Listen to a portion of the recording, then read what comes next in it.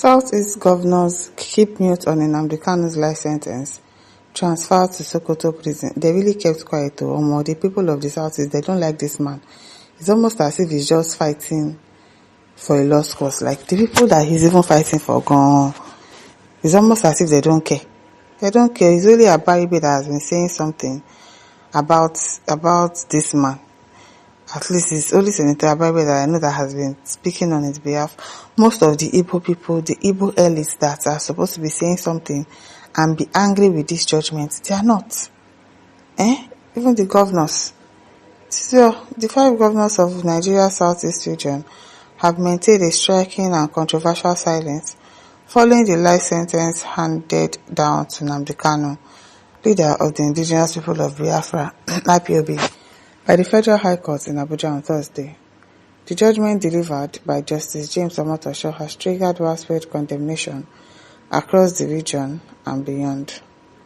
Some reporters earlier reported that Kanu was also secretly transferred from the DSS custody in Abuja to a correctional center in Sokoto State. People took him to Sokoto State where bandits are dominating.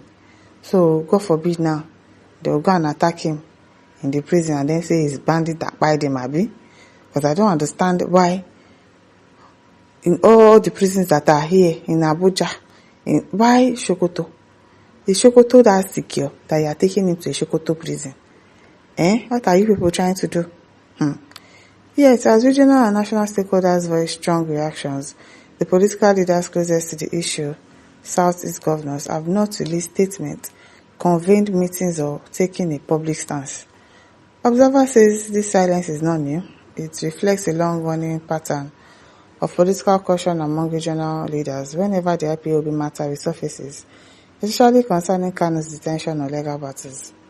The region's political establishment has long walked a tightrope, addressing legitimate grievances among the youth while avoiding being seen as endorsing a separatist group designated as a terrorist organization by the federal government. Gumi is endorsing. Abi, is he not endorsing? There was even a video, it was like, oh, they are bombarding us. Us. That us. He was talking about the herdsmen or the bandits. He was talking about them. He said us. That means you are part of them. But no, you are not doing anything about Gumi. It is Nnamdikanu that there is no evidence of him doing anything territorial is who they are arresting. It is well.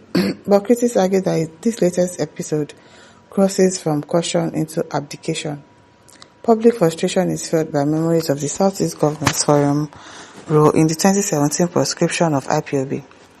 Under then Chairman Governor David Umahi, now Minister of Works, the forum officially banned the group of the height of mass flag-waving demonstrations across the region. At the time, Umahi was seen as aligning closely with the administration of then-President Muhammadu Buhari. Kitty says this political alignment came at the cost of alienating and endangering Igbo youths involved in largely symbolic protests. The proscription by the governors served as the foundation for the Buhari administration's subsequent designation of IPOB as a terrorist organization through an ex parte order, an order that IPOB appealed but which has remained unheard and court of appeal for years.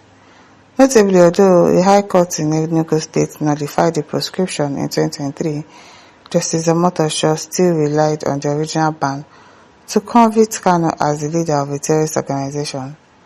Across major cities in the southeast, residents say the governor's silence feels like yet another betrayal at a moment of heightened emotional tension. They helped create the situation that led to IPOB being labeled a terrorist group, and now they can't speak when the consequences are unfolding, said the political observer in Anambra. Civil society groups such as Ohaneze Ndido, MASOB, and the Ohaneze Youth Council have already condemned the ruling, describing it as a miscarriage of justice. Their open criticism makes the governor's silence even more conspicuous. A community leader in Enugu told Sahara reporters even if they don't want to take sides, they should at least address their people, Abi, and call for calm. Leadership is not silence. Sources within government circles suggest that the governors worry that Any public comments, whether critical or supportive of the ruling, could escalate tension in a region already grappling with insecurity, sit-at-home disruptions, and armed groups claiming affiliation with IPOB. But analysts argue that silence is itself a political risk. It feeds narratives that Southeast leaders are detached from grassroots realities and or willing to defend their own people when national decisions disproportionately affect the region. Security agencies have reportedly increased deployment across several Southeast states to deter potential unrest. Intelligence says the authorities are monitoring groups that may attempt to exploit public anger following the ruling. I'm sure they won't do anything because they already know that people are actually wise and know that this government, these leaders, they are trying to create a tribal war. Like they want to create a tribal war between the Yorubas and the Igbos. Of course, we already know that Hausa people too, they have their own issues, but they want a tribal war. Like they want Igbos and Yorubas to actually fight. That's why they are doing this, but it's not going to work because people are actually wise and know the tactics of this government already, so they wouldn't even do that. Igbos are not going to retaliate. Igbos are not going to fight because they know exactly what is going on. Of course, we know that some Yoruba people are supportive of what is going on, but not all of us. Not all of us are that daft to know that, oh, this person did not do anything wrong, and yet you are arresting him, you are sentencing him to life imprisonment. For what? And yet we have real terrorists that carries gun, that are showing their face, flaunting their money online, and you are not doing anything about them.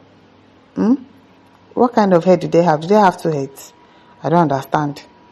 Do they have two heads? Why you release Boko Haram, you tell us they've repented, you are giving them food. Who is sending food to them? Who is giving them money to eat? How are they surviving? Who is giving them bikes? Who is giving them pick up to pick people? Who? And then somebody that has not done anything wrong, you are sentencing them to life imprisonment. Sarah Potter reported that human rights activist and former presidential candidate Omole Sowore confirmed that the administration of President Bola Tinubu has secretly transferred IPOB leader Nnamdikanu to a correctional facility in Sokoto State, warning that the move poses severe risk to his safety. Yes, because Sokoto is not safe.